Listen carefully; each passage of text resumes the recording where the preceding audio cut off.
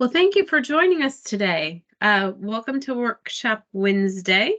I appreciate your time. I know your schedules are busy. You got the beginning of the year. A lot of people are doing budgets and so forth too. And so I really appreciate you taking time out of your day to let me help you, right? So today we're going to talk about managing driver currency and certifications in the Agile Fleet system. As a reminder, I truly, I'm here for you and to help you. So please feel free to put things in the chat. It's there for you. And when you put things in the chat, I certainly can take a look at that and try and help each other. And I'm going to ask you to put some things in the chat along the way today as well. So in this fast-paced world of fleet management, staying ahead is key. And that's where FleetCommander comes in, right? So today we're going to take a deep dive into how to keep your driver records in tip-top shape so you can ensure efficiency and accountability. So some of those takeaways are going to be mastering the certification tracking. So we're going to learn how to seamlessly manage those certifications and trainings using the FleetCommander system. We'll show you how to ensure drivers are always matched with the proper vehicles they're qualified to operate. We're going to talk about preventing unauthorized vehicle use and efficient record keeping. You need to have that audit trail. So we're going to go over a lot of stuff today. I have a lot of slides for just a short hour, so I'm going to go through it pretty quickly. But before we begin, you're going to get ready to start your engines. Just a few reminders. Workshop Wednesday is Agile's monthly FleetCommander Knowledge Series, and the webinars are conducted on the third Wednesday from 2 to 3 p.m. Eastern Time. Your feedback is always needed to identify topics for monthly webinars so I can give you the best programming that you're looking for and what you need help with. And just please tell us what you're interested in by scanning the QR code with your smartphone at the end of the meeting today or reaching out to me via email. As a reminder, in the red there, this webinar is being recorded and it will be available to you in 1 to 2 business days. It will be emailed out. And your mic is going to be muted during the webinar. So again, we're going to ask that you use that chat box. So speaking of the chat box, when you ask questions, for our help here, if you have a question, most likely somebody else has that question as well, right? So click to show the conversation or the chat box, and then you will type your question. And please tell us your first name and the name of your organization so we know who's chatting with us so we can help you to the best of our ability. So again, today's agenda, I talked about it a little bit, is managing driver currency and certifications. We're going to go back to the basics. Basics is where things start. Training and driver certification. We're going to take a deep dive in preventing unauthorized vehicle use. We're going to help you keep that audit trail. And we're going to go through a bunch of reports for driver currency reports. So these are some reports that maybe some of you have never even used before. And then we're going to help you just with some tips and tricks to maximize the use of your FleetCommander system. I'm Kathy Willick. I'm your presenter, and I'm the Senior Client Success Manager. I'm here at Agile Fleet, and happy to be with you today. So let's get started with back to the basics. So when we go back, we need to the basics. That's really where everything starts, right? It's everybody being on the same page in your organization. And we're going to talk a lot about that today. It's really important that the fleet manager, the technician shop manager, the dispatcher, any students, if you have students, or part-time help if you're, or full-time help if you're a company, making sure everybody's on the same page with the Agile Fleet system and how to use it so we know that we're checking the right boxes. So it all starts with making sure you have clearly defined policies and procedures that are going to educate your users and educate your employees as to what they need to know to be approved to drive how to get training if it's required, how often that training is required, and what happens if rules are broken. So when we're going back to the basics, user registration is where it all starts. So making sure that we're getting the credentials that we need to make sure that we have all the information collected for a successful fleet process. So going back to the basics starts at user registration. Whoever is approving the registrations need to know what they're looking for, and you need to be asking the right questions on your user registration form. So if you need that customized, ask us for help and we can do that with you. But we need to make sure that the supervisor is filled in. You might want to know if they're a staff or a student or have a special title that they need to know.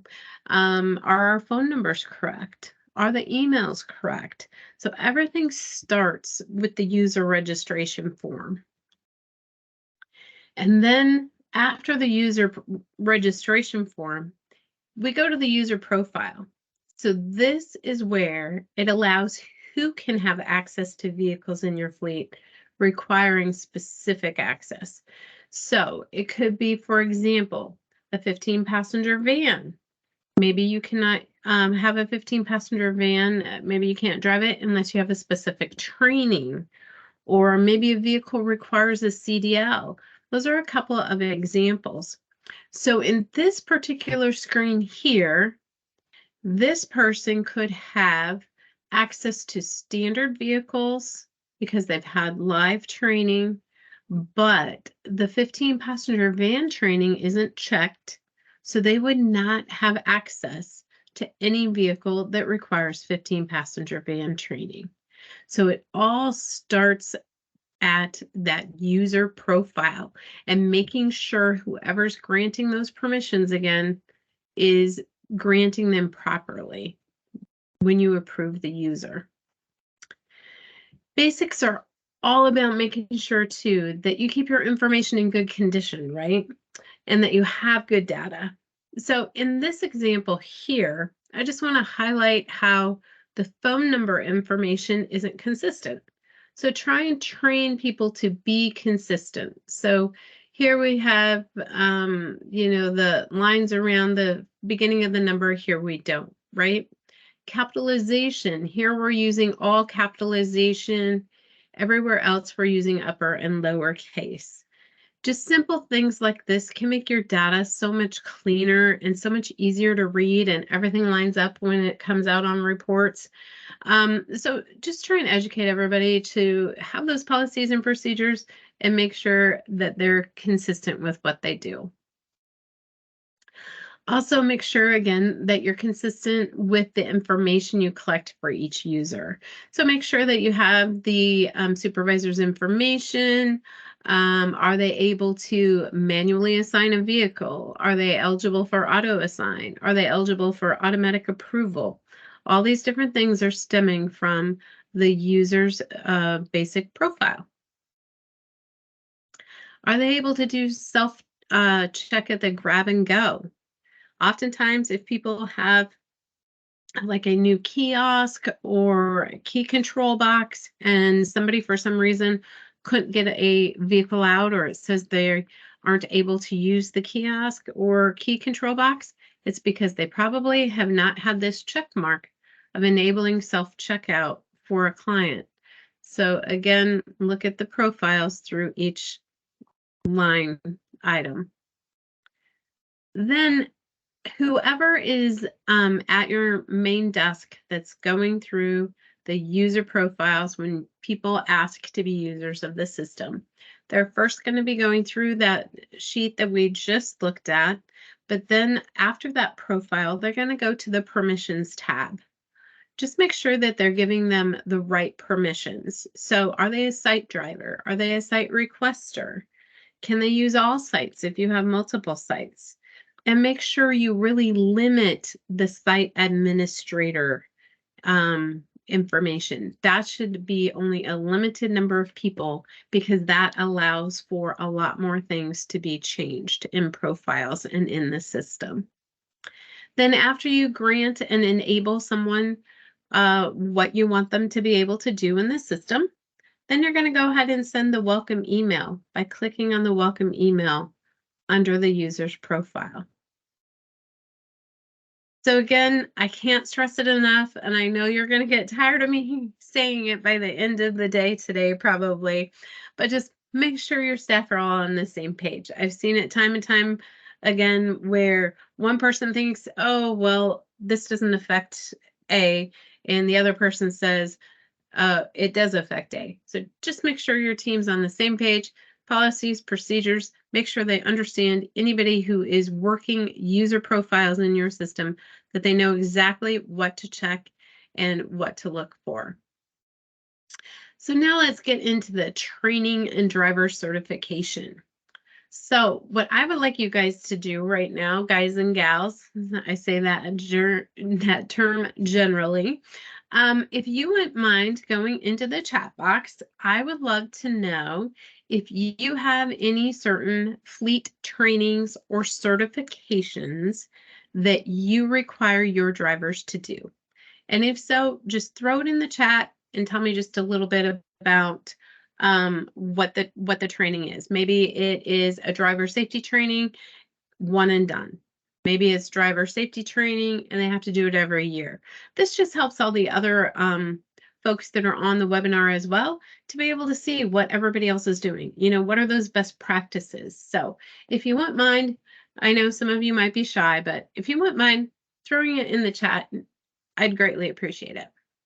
So some of these training certifications that you might have, like I mentioned earlier, are a one-time driver safety training. It might be van training, a medical review, maybe it's annual defensive driving. Thank you. I got my first one in the chat. Nice job. Driver safety training. And it's done when people initially start with the company. However, we're changing it to 2 times a year. Awesome. Thank you so much. I appreciate you putting that in. Feel free to everyone else to drive. Okay, we have a minibus that requires either a CDL or the driver to come for 20-minute minibus training. Exactly, that's awesome. So that's what we're talking about down here. So UTV golf cart certification might be CAFM, might be ASC, CDL, the requirement that one of you has in the chat there. Another one, yes, everyone goes through basic golf cart training. Yep, there you go. Van training, trailer towing training, defensive driving. Awesome. So it could also be complex equipment, right? Maybe you have loaders. Maybe you're a more industrial fleet and you have loaders that need some extra special training. Whatever the trainings are or whatever certifications are, you know, we can help you log those and keep track of those. So the first place that you're going to go for these is you're going to go to the user and you're going to go to certifications. And this is where we're going to start configure training certifications under configure users and certifications. So you got to have the different types in there, like the 15-passenger van. So for that to show under the user profile, we need to configure that in our system settings. So you're going to go to configure, user, and certifications. And you'll see throughout the PowerPoint, I have how you get there written on the screen, on the PowerPoint. So when you have access to the PowerPoint after this session in a couple days, you can refer back to it if you want. Once you do this, this screen is going to come up. And it's going to have the different trainings that you already have added. And you're going to either add new, or you can also hit the edit button of the pencil. And it's always best to review your certifications annually. It's a great best practice to review your whole system annually and your policies and procedures. Is there anything that you need to change? So it's always just a good habit to do that. So when you go in here to click Add New to set up a new certification type, this is the screen that you then will see. You can name the training whatever you would like. You can put a description of the training. And then it's really important that you label, does it expire? Is it a default? How many days after they put their training in does it expire? Who can add, edit, and delete training? This is important because you can allow users to add certain documents, and we'll talk about that later, but you also want to make sure that they don't have too much access, right? So you really need to think through your whole plan and who's touching your data. So where do I find training and certifications then for the individual user? So those can be found under your user profiles tab. So you're going to do your manage users. You're going to go into the profile of the person and click on certifications. So this particular example, they have an annual medical review certification on file that was completed May 1st of 23 and expires April 30th of 24.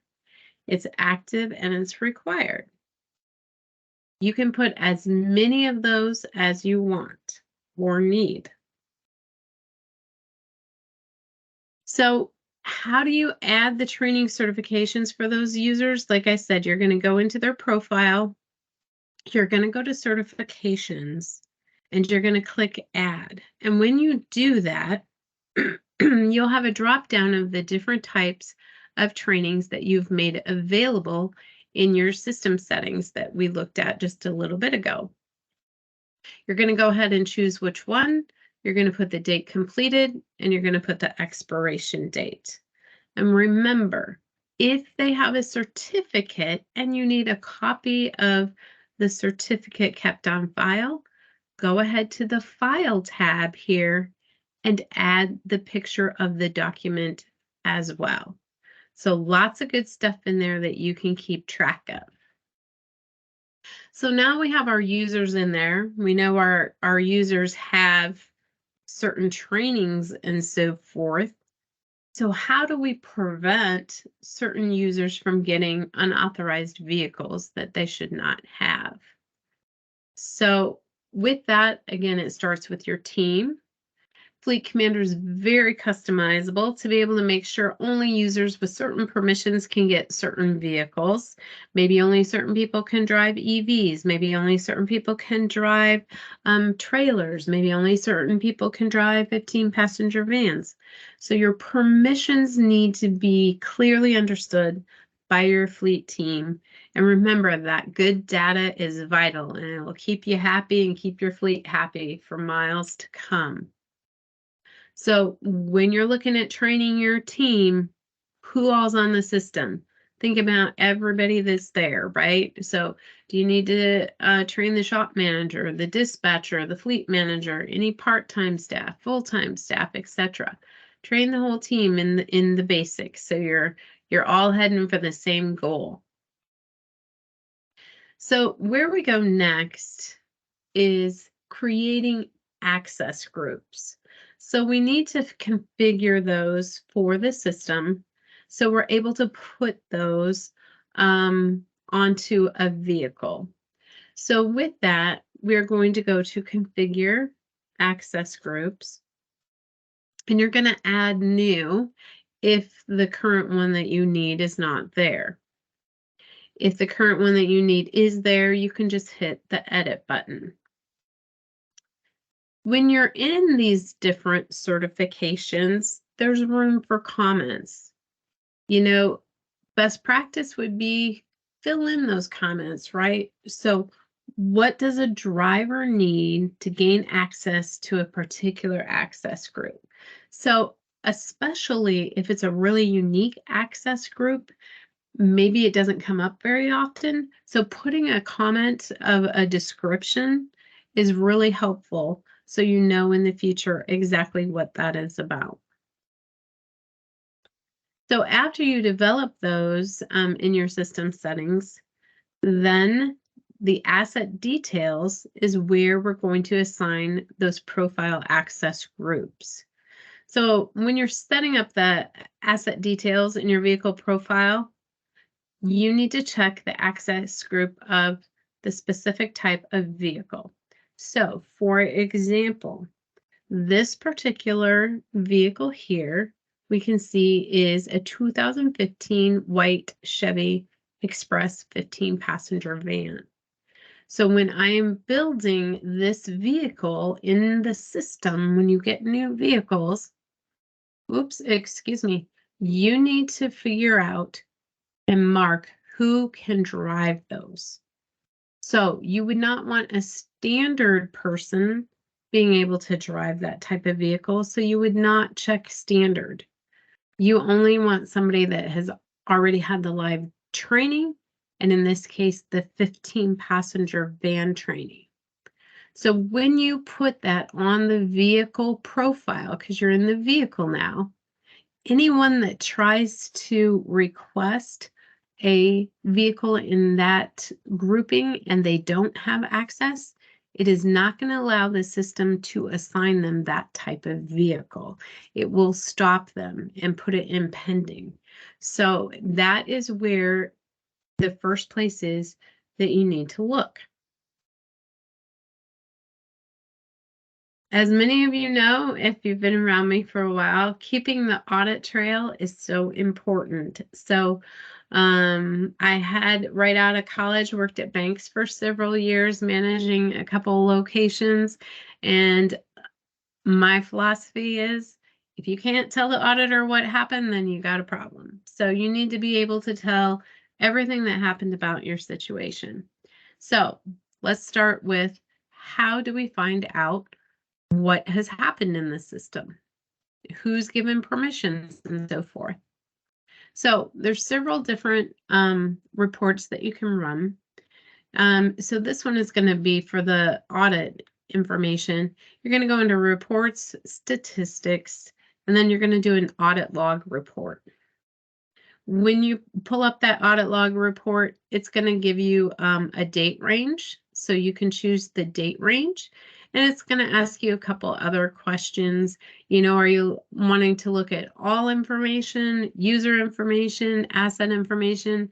What kind of information are you wanting to look at? And then you're going to generate the report. Then up above here, this is your output.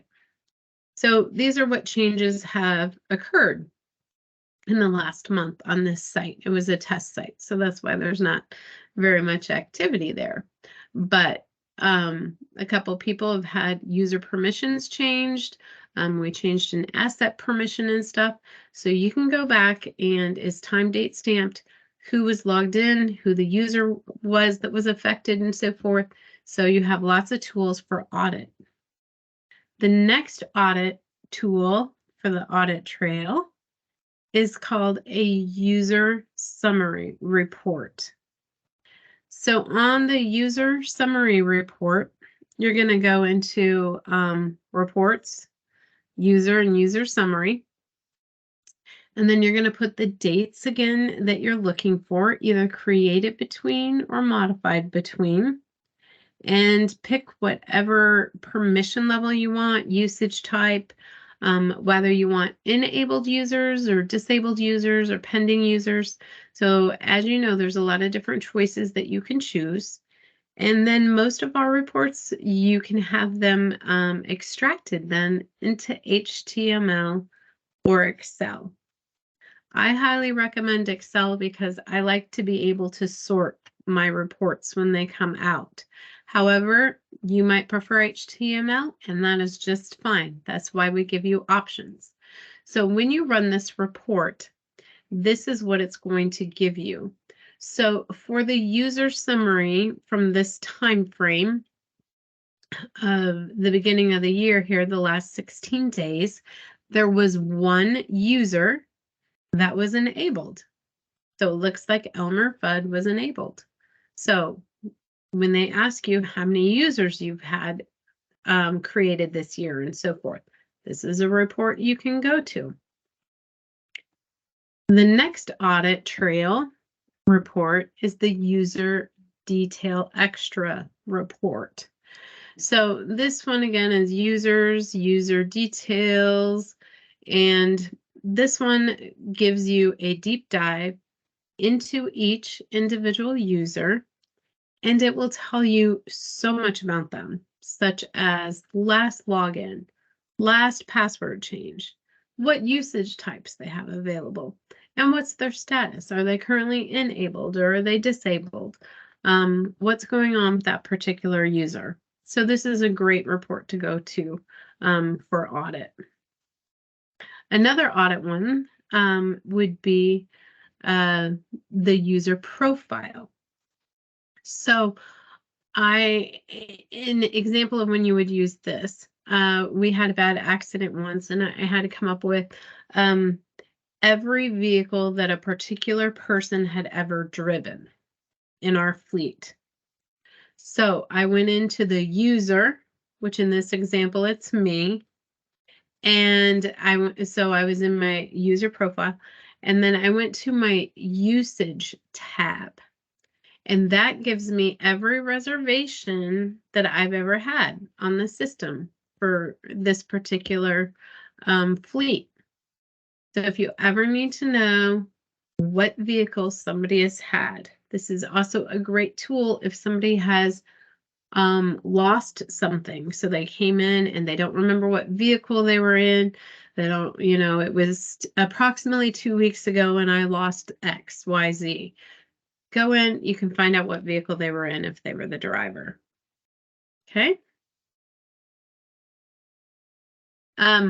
And remember too, when you're doing this, anything that's in light blue is clickable. So if you need to go into more information, you can. So this particular audit trail one is the actual vehicle. Okay, so the last example, it was the driver, what all vehicles has that driver ever driven. Now we're at the vehicle level. How many drivers has that vehicle ever had? Who was the last one to rent that vehicle if damage occurred and so forth? So if you're looking for information like that for audit or otherwise, you're going to go into the vehicle tab and you're going to click usage, and in date order, it will go ahead and it will bring up all the users that have rented that vehicle, both past and then it has future reservations as well. And another tidbit too, I'm sure most of you know it, but sometimes, if we don't use it, we might not remember that, but these items are clickable as well. So if you, right here, it's the most recent. If you click on the blue where it says, schedule end date, and this is the most recent, if you click it, it will flip-flop and it will have the oldest. So you can, if you need to sort any of these categories, maybe a confirmation number, maybe you want to be able to find it in order number, you can click on the blue and it would put them in numeric order for you. So just remember all the different resources and tips and tricks. So as we've been talking today about the different drivers and different currencies and so forth that they must have to have, I want to go into some specific driver reports that we have. So these are called driver currency reports. So some of you require MVR checks. Some of you do not require MVR checks. That's something else you could put in the chat. Do you require checks? If so, how often are you asking for motor vehicle record checks? I can guarantee you, if you aren't asking for them, best practice is you should be checking them, because having somebody with like an OWI driving a work vehicle is a huge liability. So these driver currency reports are going to help you be able to identify some of the dates and deadlines and so forth and expiration dates. So if you wouldn't mind just putting in the chat again, if you do MVR checks or not at your organization, and if so, how often? I would appreciate that participation. Thank you in advance. So this one, the driver eligibility report, shows the user's licenses that have expired or not expired, are suspended or not suspended, have been validated or not, and the report shows users with profiles that have not been updated in a certain number of days or have not had their dependents' profiles updated in a certain number of days. So it shows users that have incomplete driver's license information, missing driver's license numbers, expiration dates, or issuing state. So this report, again, can be extracted in HTML or Excel.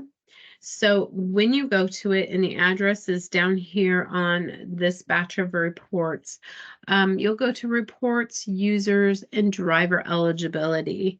You'll choose what it is that you're looking for, and then here is your output. So your output has the user's name, when it was last modified, if you have the driver's license number on file, which we do not encourage you to keep driver's licenses on file because that is a privacy issue and you really want to be careful with that. Issuing state, last time their MVR was checked, and thank you. I see a couple of you have put the information in the chat, so I appreciate that. At hire and every 2 years. MVR is required by the university. Awesome stuff. Okay, so back to our output. So our output says that there's an expiration date, and it's telling us if it's expired, suspended, or validated, and so forth, and what permissions they have, usage types, and so forth. So this is where you can go. You know, if somebody's is expired or about to expire, go ahead and put it in Excel and then sort it, and you'll be able to take a close look at that. So driver eligibility, this is what the output will look like. Next is the driver's license currency report. So this one, you can ask for the last agency check dates between here and here, or last expiration date between a certain time frame. So this is kind of narrowing it down to a time frame versus everybody, right? So you put in the parameters that you want, and then here's your output. So your output is going to tell you the license expiration date, the last agency check date, if there are any explanations of restrictions, you know, if they're enabled. If you have any comments, I highly encourage you to use the comments fields too, because it's the way you can communicate to your other staff members. So this one, they had an MVR on 411, or they asked for an MVR on 411. Go ahead and use those different areas. Next is an invalid driver report. So for this, you're going to go reports, users, and invalid driver.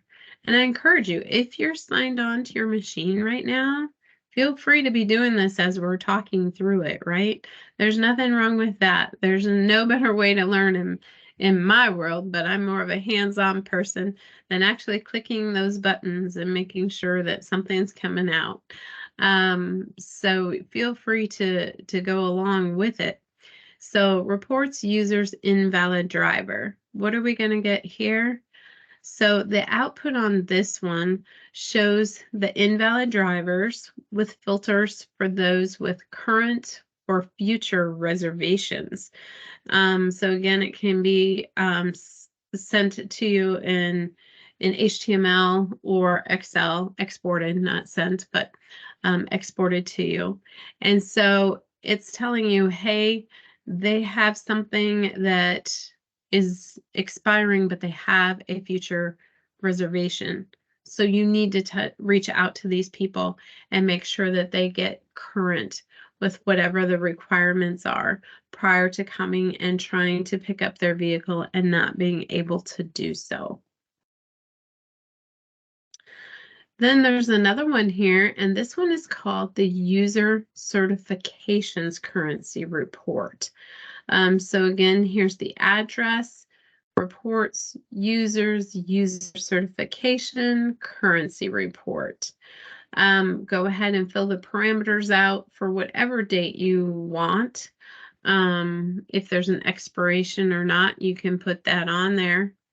And here is going to be your output.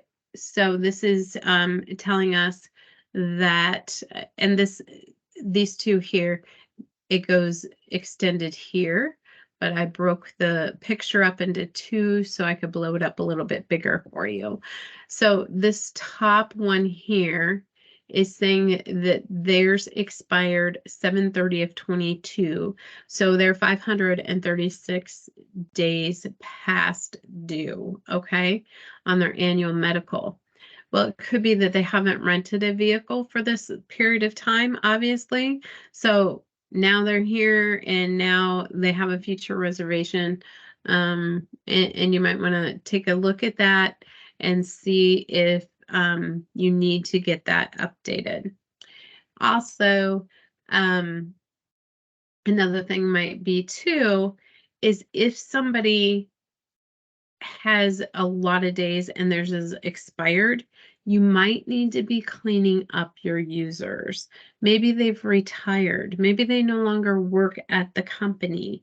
So go ahead and clean up your users. It's a good way to know, hey, so it's a good way to investigate some of those things that you're finding, right? To see if they haven't filled it out for that many days, then they probably are no longer with the company. Then what can you do to notify those users or to find out what's going on? Again, use the system, send an email. So you can go to send email and user email tool. You can put the email right from there and put in the subject line. Your medical certification has expired in the subject line, and then tell them what they need to do and generate your email list, click the correct person, and click send. It's so easy. And then remember, the system will automatically register and keep track of those emails that were sent. So hopefully you're all hanging on tight. I know I've gone through a lot of information, but you're doing well, and we're coming down the home stretch here. Again, if you have any questions, I'm trying to monitor the chat, so thank you for doing that. So just to catch you up on a couple of the things in the chat. So one client requires to have an account. Risk management runs the MVR prior to a new account being set up and then annually. Jim at hiring in every 2 years. Okay, so thank you. If you have any questions, go ahead and put them in the chat. All right, so what are some other tips and tricks to maximize the use of your FleetCommander system while dealing with driver currency, right? It's a big job making sure everybody has the right credentials and so forth, but it's so easy to set up, and then you can sleep well at night because you know the system does the work for you. The system has so many stop-proof ways to make your life easier and make sure the right person's getting what they need. So allow users to edit their own profile. So you can teach your users how to maximize the use of the FleetCommander system from their homepage. So my profile is one of the areas. If you have them click on my profile, that is where they can change like their supervisor, if they get a promotion, their phone number, email, certain things like that. So your dispatcher doesn't have to do that. You can teach your users how to do that themselves from the home screen, and it's just under My Profile. Now, they can also edit and update certain certifications. Now, again, you choose which ones they can do by how you set it up.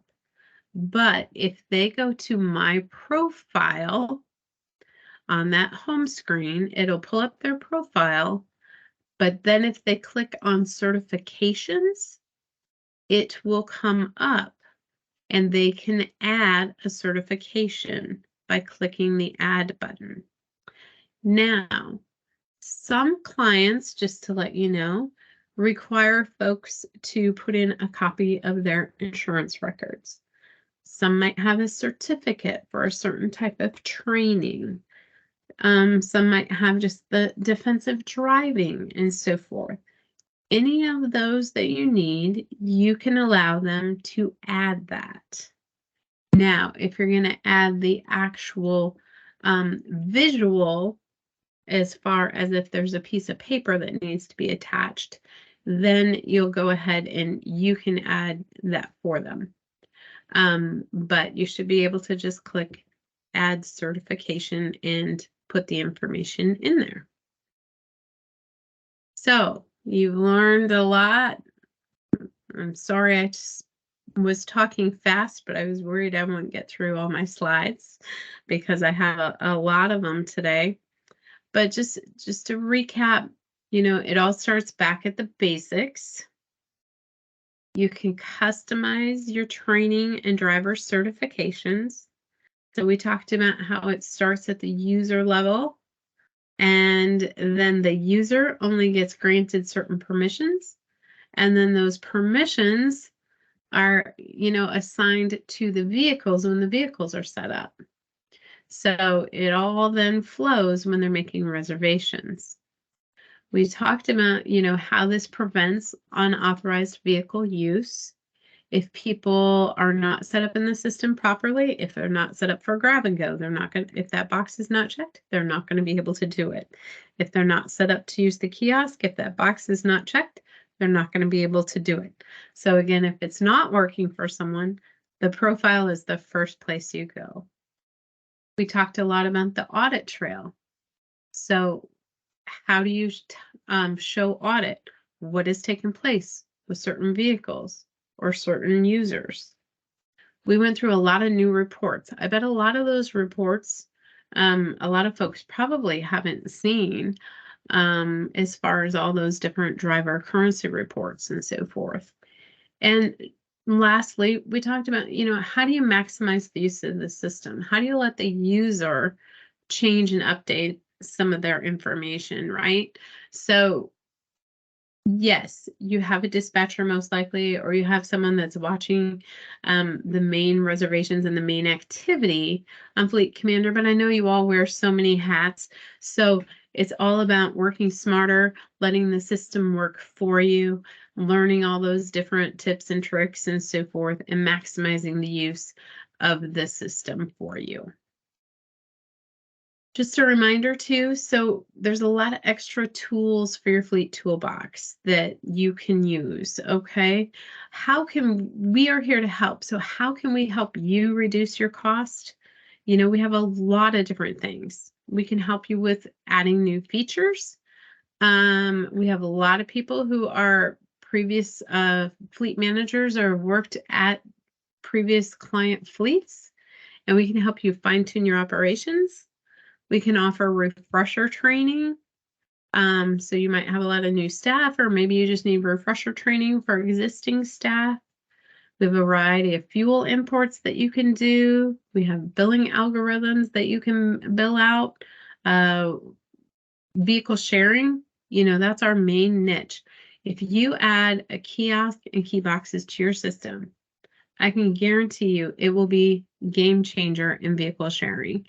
And if you can reduce even just one vehicle out of your fleet, you'll save at least $20,000 in capital expenses, plus another $3,500 a year thereafter for, you know, the 10 years that you would depreciate it on, you know, insurance, maintenance, licensing, all that stuff.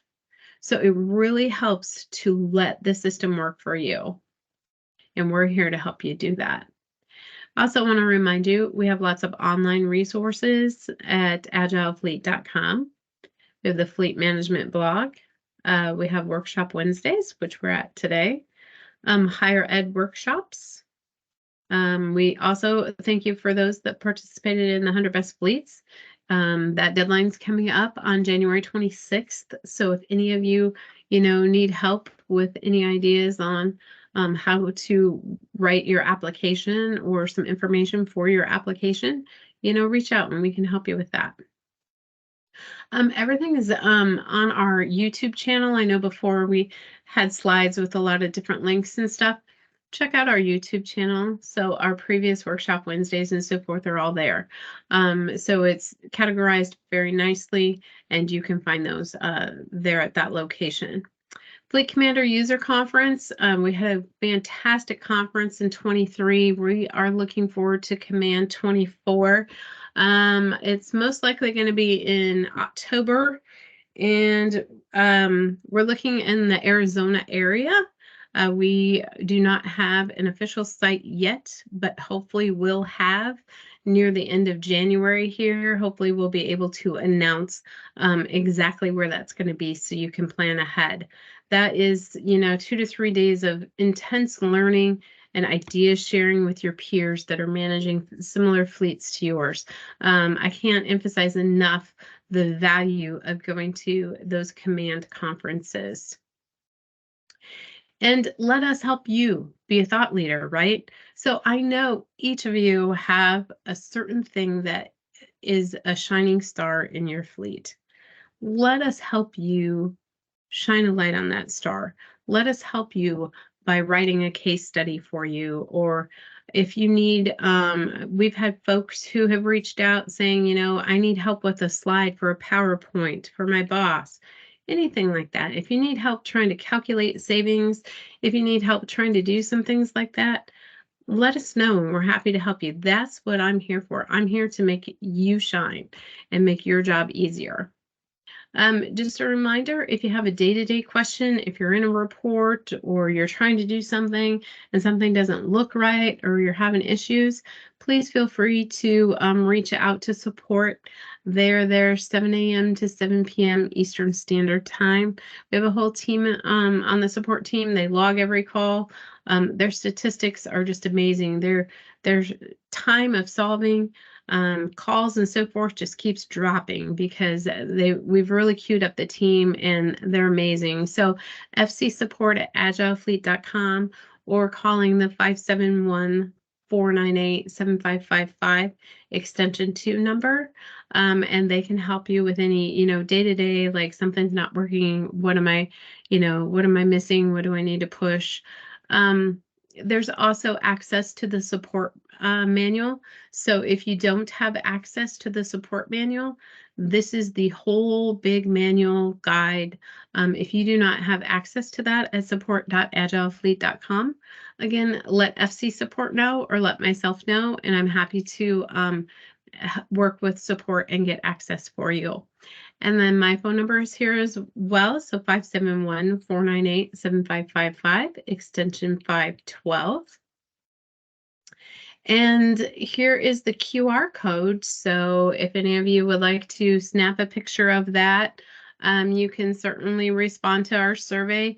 Hopefully these sessions help you and hopefully, we're providing value to you and helping you learn more about your system. And if you would like to tell us more of what we can do to improve ourselves, we believe in that great partnership and core values of making sure that we are adding value for you and that you can better use the system by the different education that we offer you. Now, I'd like to go ahead and open it up to any questions. Yes, a recording of this session will be emailed out. It normally takes 1 to 2 days. And the slides will be as well. You will have access to that. Any other questions? Feel free to put them in the chat. I can't believe we're done 10 minutes early. I must have talked really fast. Hopefully I was clear enough for you, though. I hope so. I've been interrupted so many times. Yes. I always thought being a fleet manager was kind of like being a firefighter, right? You just put out whatever fire was going at the time. You can have the best laid plan, Marcia, of how your day's going to be, and then somebody has a car accident or a flat tire, and the day goes array. But that's why they have you talented folks on this call in your positions, right? Because together we can help you solve those challenges and make your day better and get your drivers through those many different things. So I hope your day gets better, Marcia. Yes, a firefighter and fleet manager. I wholeheartedly agree as well. Yes. Well, thank you so much. I truly appreciate all of you being a part of Workshop Wednesday. I look forward to seeing you next month. We'll be sending out the topic and what we're going to talk about. And again, feel free to email me anytime, and I am happy to put certain items on the docket to be able to discuss. You are welcome, Jim Montgomery. It's great to virtually have you online. I hope you had good holidays. Anybody else have any further questions or comments? You have 9 minutes that I can give you back if you want. Can you please add me to the email list? So Mike, we need to add Stacy Bonaventi to the email list. Yes, we can do that. Stacy? Better. Thank you. Mike has already got it done. Tell you what, he's awesome. We have such a great crew. I love working with him. Okay, Marcia, you want to make sure that you're getting it too? All right, it should be with your sign up as well. You are welcome, Stacy. Thanks for joining us today. Thank you all. You all make it wonderful. So I appreciate you taking your time out of your schedule. And I look forward to seeing you next month. May everybody stay warm. You're welcome. And may you have a great rest of your January. And I will see you in February. Yes, we can add you to the list. D.E. Powell. You betcha. You're welcome. Good stuff. You're welcome. I wish I could see your names. I can see some of your names, but some of you, I should teach you how to change your name so I know who's here. But yes, thank you. It's great to have you all here. All right. Well, I'll give you a few minutes back, and I hope you all have a great day. Thank you, Walter, and thanks for waiting, as you were, I think, one of the first ones waiting today to get in. So thank you. You're welcome, and thank you, Madison. I'm glad you enjoyed the presentation. All right. You're welcome, Madison. You're welcome, everybody. Have a great day, everybody, okay? Bye-bye.